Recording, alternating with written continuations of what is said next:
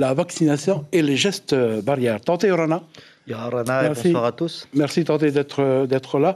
Alors, les fameux sous-variants issus du Omicron, que l'on dit, les spécialistes disent contagieux, mais ça, c'est dans la nature des choses, ça. Mais dangereux, pas du tout. Alors, en langage profane, qu'est-ce que ça veut dire? Alors, c'est pas tout à fait ça, hein.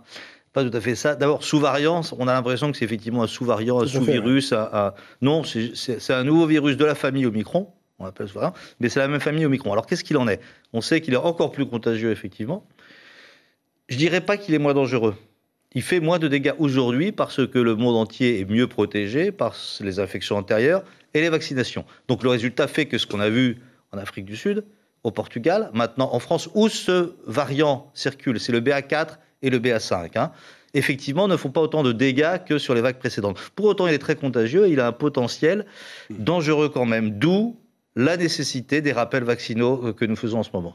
Alors voilà, ce qui est important, c'est de dire véritablement jusqu'à quand est-ce qu'on en peut appeler ce sous-variant de dangereux. Comme on dit, c'est moins dangereux, mais bon, jusqu'à quel point? C'est dangereux.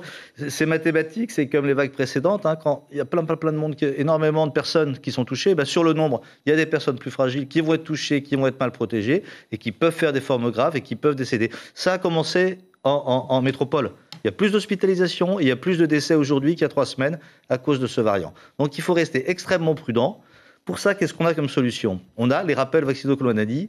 S'il n'y a pas eu de vaccination dans les 6 derniers mois pour les personnes les plus fragiles en particulier, c'est les plus de 80 ans, les plus de 60 ans, les personnes qui sont sévèrement malades, immunodéprimées, il faut un rappel vaccinal. Le vaccin a montré qu'il était inoffensif. Maintenant, on le connaît, ce vaccin, il ne faut plus en avoir peur, c'est lui qui nous protège. Donc ça, il faut absolument l'adopter. La deuxième chose, vous voyez, je reporte un masque, ça ne m'amuse pas beaucoup. Il faut encore tenir quelques semaines. Je pense que la vague va être relativement rapide parce que ça s'étend extrêmement vite aujourd'hui. Vous parliez de l'incidence, on est à peu près à 100 pour 100 000, mais ça sous-estime parce que les gens se testent beaucoup moins qu'avant. Donc, en fait, il y a beaucoup plus de gens, c'est en train de se répandre partout dans les archipels. Ça va aller probablement très vite. Mais si on ne veut pas que ça aille trop vite et que ça touche trop les personnes fragiles, réadoptons les bons gestes citoyens. C'est pas obligatoire aujourd'hui. On passe pas par la loi. Par contre, on recommande très fortement, le pays recommande très fortement de porter le masque dans les lieux fermés, les transports en commun. Je parle du bateau, des ferries, des avions. Je crois que c'est vraiment une mesure qui peut protéger les autres et les plus fragiles. Attendez, merci d'être venu. Merci pour ces informations.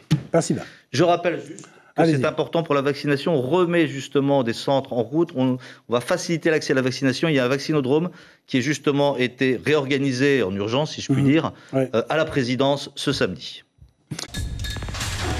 L'information en continu sur Polynésie la première, Internet et réseaux sociaux.